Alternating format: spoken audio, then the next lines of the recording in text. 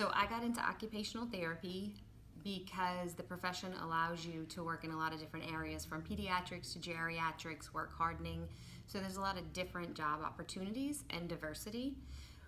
I have been out long enough that it was a bachelor's program. Now it is a master's degree program. So you go to school, get a bachelor's degree, then you have to take the GRE and go to grad school.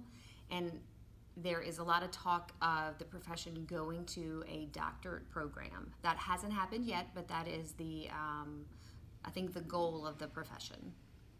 Currently, I work in acute care, so our hours of operation kind of depend on if there are surgeries that day. If there are patients that we want to do more activities of daily living, we'll come in earlier. On the days that we have surgery, sometimes we're here till 5:30 or 6 o'clock. We typically work an 8-hour day, sometimes 8.5, depending on, if we have a lot of patients that we need to see and maybe we don't have enough staff that day. With occupational therapy, depending on the setting that you work in, inpatient rehab typically is 7 to 3:30. Outpatient a lot of times has a later start time to accommodate people's work schedules. And then you have the pediatric setting in the school system where you follow those hours. Occupational therapy has a lot of different areas that we work in, from neonatal intensive care, pediatrics in the school system, and sensory integration in the clinic. We have certified hand therapists. You have occupational therapists who just work on stroke patients and neurologically impaired patients. And those therapists typically work in inpatient rehab or outpatient therapy. And then you have general therapists like myself who are in acute care and see a wide variety of patient diagnoses.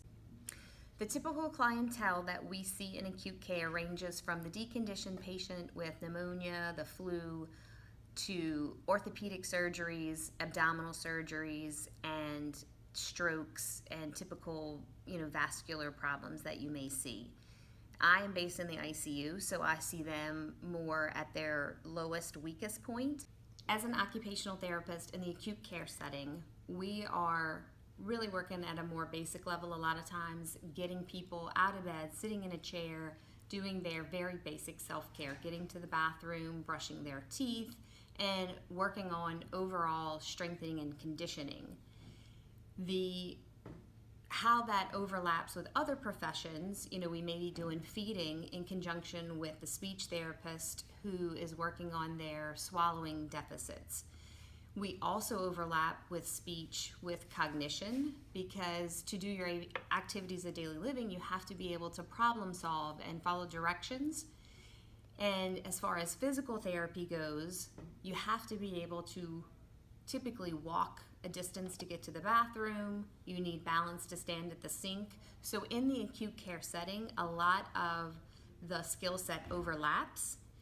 As an occupational therapist, our focus is on the function of the mobility and the function of the tasks of feeding and cognition. It may sound crazy that the favorite thing about my job in acute care is helping people to regain their independence with toileting.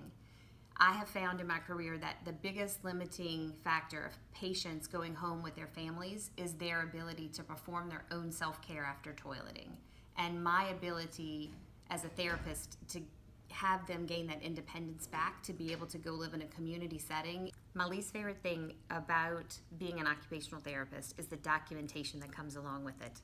If all I had to do all day was treat patients and make people better, it would be the perfect job.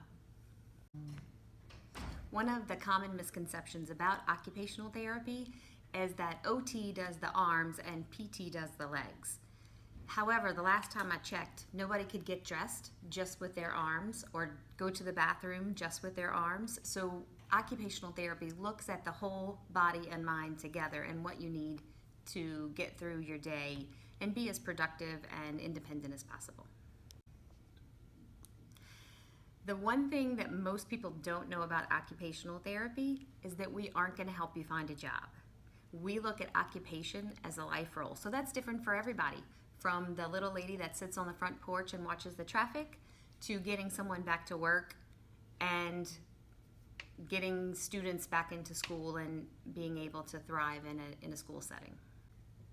As far as the future job outlook for occupational therapy, it's very open still at this time. I believe all areas, outpatient, pediatrics, acute care, there's always plenty of opportunity for jobs.